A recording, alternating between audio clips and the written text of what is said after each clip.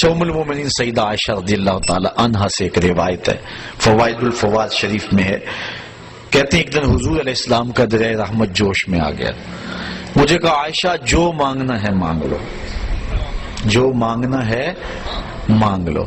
میں نے عرض کی حضور اگر اجازت ہو تو اپنے باپ سے مشورہ نہ کر لوں، دریائے رحمت جوش میں ہے اور کہا جو مانگنا ہے مانگ لو، موقع بڑا اہم ہاتھ میں آیا ہے، تو اگر آپ اجازت دیں تو اپنے والد حضرت ابو بکر صدیق سے مشورہ نہ کر لوں؟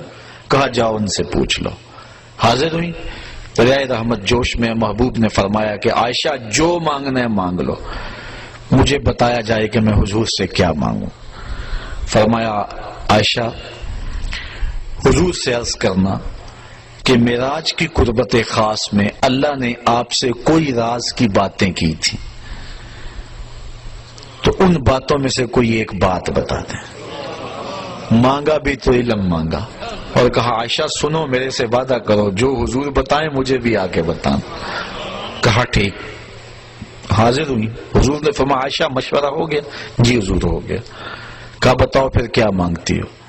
کہا حضور معراج کی قربت خاص میں جب آپ گئے تھے تو اللہ نے آپ سے کوئی کلام فرمایا تھا؟ کہا جی۔ تو حضرت عائشہ رضی اللہ تعالیٰ نے عرض کی حضور پھر ان باتوں میں سے ایک بات مجھے بتا دیں۔ حضور مسکرا پڑے، اس بات پہ بھی مسکرائے ہوں گے کہ میرے یار غار کا انتخاب کیسا ہے، اور اس بات پہ بھی مسکرائے ہوں گے کہ اگر راز کی بات بتا دوں پھر راز راز تو نہ رہا، لیکن خود ہی پہلے وعدہ کیا تھا جو مانگو گے دوں گا۔ تو حضرت عائشہ نے عرض کی حضور مجھے ان باتوں میں سے ایک بات بتا دیں۔ تو حضور فرمایا عائشہ سنو، پھر جب میں قربت خاص میں پہنچا میرے رب نے مجھ سے جو خاص باتیں کی ان میں سے ایک بات یہ کی، اے محبوب آپ کی امت میں سے اگر کوئی شخص کسی شخص کا ٹوٹا ہوا دل جوڑ دے گا میرے اوپر لازم میں بغیر حساب کے جنت عطا کروں گا۔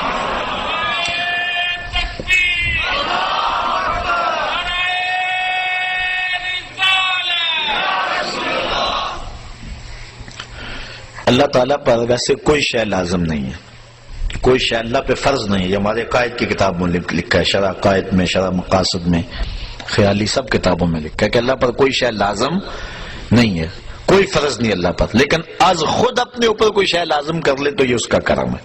تو کہا یہ بات میں اپنے اوپر فرض کر لی ہے، لازم کر لی ہے کہ جو شخص کسی شخص کا ٹوٹا ہوا دل جوڑ دے بغیر حساب کے اسے جنت عطا کروں۔ ام المومنین بہت خوش ہوئی کہ بسا اوقات کسی شکستہ دل کی بات سن لیتے ہیں، کسی کا دکھڑا ہی بیٹھ کے سن لینا کبھی تو اس کو تسکین ہو جاتی ہے، کسی کی مدد کر دیتے ہیں، کسی کے کام آ جاتے ہیں، کسی کو مصیبت سے نکال دیتے ہیں، یہ تو بخشش کا بہانہ مل گیا۔ اپنے والد گرامی کے پاس حاضر ہوئی، کہا ہاں عائشہ حضور سے پوچھا؟ جی پوچھا۔ کیا بتایا حضور نے؟ تو کہا کہ حضور نے یہ بات کہی ہے۔ ام المومنین بہت خوش تھی، لیکن سیدنا صدیق اکبر نے جب سنا تو زاروں کے تار رونا شروع کر دیا۔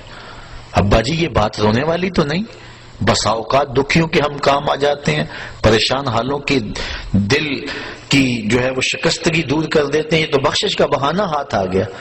کہا عائشہ اسے معکوس بھی پڑھو، تصویر کا دوسرا رخ بھی دیکھو، اگر کوئی کسی کا ٹوٹا ہوا دل جوڑ دے بغیر حساب کے جنت میں جائے گا، اور اگر کوئی کسی کا دل توڑ بیٹھے تو پھر تو سیدھا جہنم میں جائے گا۔ اس لیے میں ڈرتا ہوں کہ ہم سے کسی کا دل نہ ٹوٹ گیا۔ آج کے معراج النبی کے موضوع پہ ہونے والے اس اجتماع سے یہ درس لے کر گھروں میں پلٹنا، ہو سکے تو کسی کا دل جوڑ دینا، لیکن کسی کے دل کی شکستگی کا سامان نہ بننا۔ میرے اور آپ کے آقا و مولا نے تو یہاں تک احتیاط فرمائی، فرمایا اپنے گوشت کی خوشبو سے ہمسائے کو تکلیف نہ دو، یا تو تھوڑا سا پانی زیادہ ڈال لو اور شوربے کی پیالی غریب ہمسائے کے گھر بھی بھیج دو، اور اگر یہ نہیں کر سکتے تو ایسے زاویے اور ایسے وقت میں کھانا پکاؤ جب ہمسائے کے بچے سو چکے ہوں۔ چونکہ بچے اٹھ کے ضد کر بیٹھے اور ماں باپ سے انہوں نے مطالبہ کر لیا، غریب ماں باپ استطاعت نہیں رکھتے، تو بتاؤ ان بچوں کے دکھ کا علاج کس کے پاس ہوگا؟ وہ کیا کسی نے کہا نا دوپہر کو سلا دیتی ہے بچوں کو وہ اس ڈر سے گلی میں پھر کھلونے بیچنے والا نہ آ جائے۔ لیکن ہم نے ان لوگوں کے درد کو کبھی سمجھا؟ عید کے دن بھی بیوہ کا یتیم بچہ آلو چھولے بیچنے پہ مجبور ہوتا ہے کبھی بسوں کے اوپر چھوٹے چھوٹے بچے پانی بیچتے اور کنڈکٹروں کے دھکے کھاتے ہوئے دیکھیں. یہ بچوں کے سکول جانے کا زمانہ ہے، لیکن ہمارا معاشرہ بے درد ہو چکا ہے. تو ہمیں کسی کا دل نہ توڑنا، کسی کے دل کی شکستگی کا سامان نہ بنا. جوڑ سکتے ہو تو کسی کا دل جوڑ دینا، کسی کی شکستگی کو دور کر سکتے ہو تو یہ ایک بہت بڑی نیکی ہے، اور یہ بندے کو کہاں کی کہاں پہنچا دیتی ہے. میرے اور آپ کے آقا و مولا کی مجلس لگی ہوئی تھی. ایک شخص سے کونے سے اٹھا، عرض کی حضور میرا بچہ گم ہے اور مل نہیں رہا، دعا کریں مل جائے.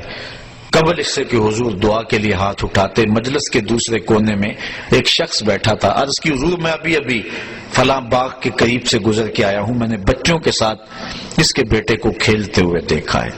باپ نے سنا تو دوڑ لگا دی. آقا فرمائے سے بلاؤ. بلایا گیا. بہت جلدی ہے میاں.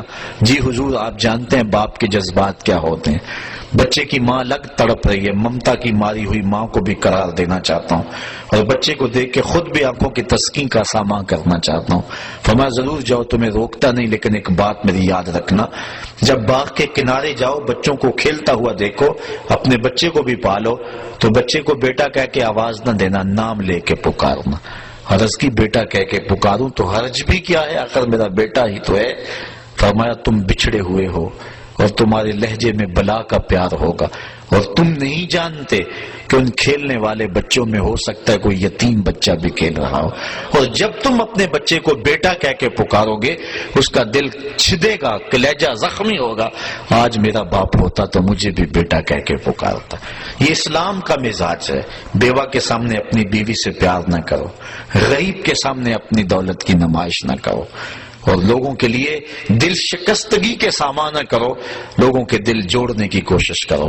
تو کہا عائشہ میرے رب نے مجھ سے جو باتیں کی ہیں ان میں سے ایک بات یہ ہے، آپ کی امت میں سے اگر کوئی شخص کسی کا ٹوٹا ہوا دل جوڑ دے تو میں نے اپنے اوپر لازم کر لیا ہے کہ بغیر حساب کے اس کو جنت عطا فرماؤں گا.